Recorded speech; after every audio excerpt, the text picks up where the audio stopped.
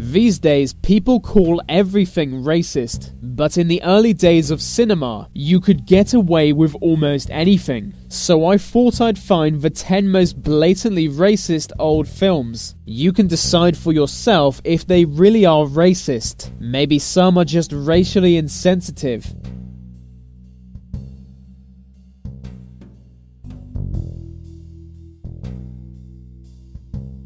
For number 10, we have Charlie Chan in Egypt. It features Charlie Chan, who was a popular character in the 1930s. This was a time when Hollywood only ever depicted Asian people in two specific ways. It's now known as the good Asian, bad Asian stereotype.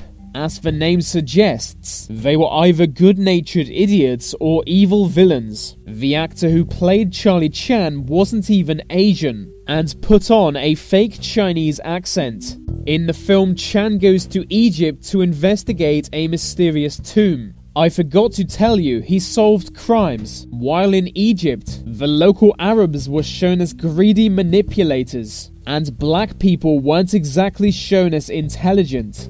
But you sure you done found the mummy of my great-great-grandpappy? Nay, your great. Oh, you've done it too much. Child, I don't believe I'm gonna let you talk me out of no more money. Nay. If you like blackface, you'll love The Jazz Singer. It's about a young Jewish man who dreams of becoming a jazz singer. That alone may not seem racist, but this was the 1920s, when it was a custom for all theatre performers to wear blackface. I lost count of people wearing blackface in the movie. The worst thing about blackface are the lips. They're just too much. Also known as Broken Blossoms, The Yellow Man and the Girl is racist from the get-go, which is to be expected with a name like that. It tells the story of a young girl who befriends a man from China. Befriending Asians was clearly unacceptable, so violent consequences soon followed. Asians are depicted as dishonest, and sly, and anti-Christian, and they're called yellow. They all kill each other at the end. The moral of the story: stay away from Asians. The Sheik is about a powerful Arab who kidnaps a British woman he falls in love with. He takes her back to his palace and keeps her there until she falls in love with him also. Arab society is shown as outlandish and morally backwards. She eventually did end up falling for him and was never seen again by the outside world. The moral of the story: stay away from Arabs. The Forbidden City. This film makes a complete mockery of Chinese society. The plot focuses on the relationship between an American man and a Chinese princess. Despite Chinese royals only being allowed to marry other Chinese, the pair get married in secret. When she gets pregnant, and when the emperor finds out about it, he actually kills her, and then goes after her husband. Moral of the story: don't get involved with Asians.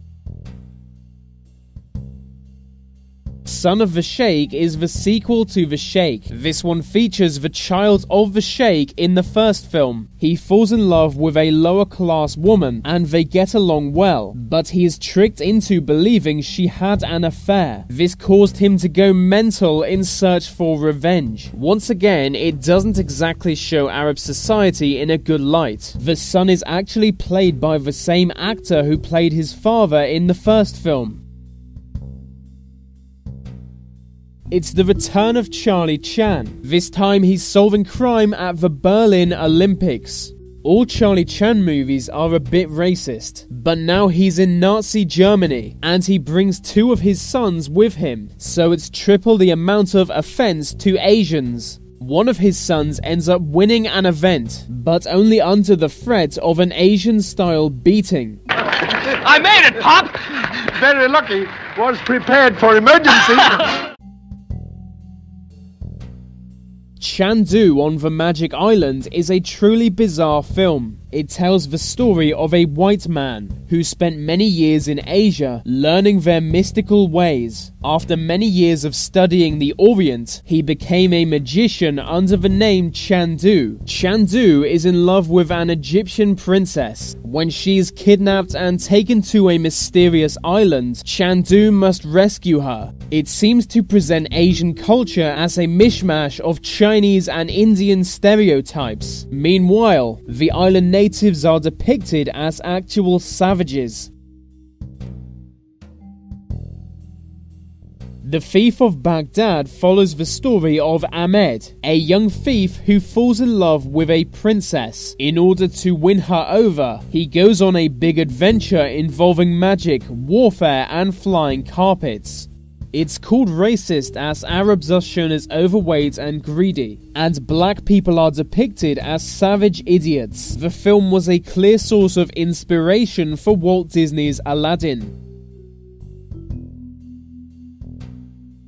The Birth of a Nation is set just after the American Civil War in the southern states. It presents a chaotic society now that slavery has been abolished, showing blacks as violent savages. Majority black areas soon fall into anarchy, with its white inhabitants being slaughtered. The film glorifies slavery and implies white people have an obligation to enslave black people.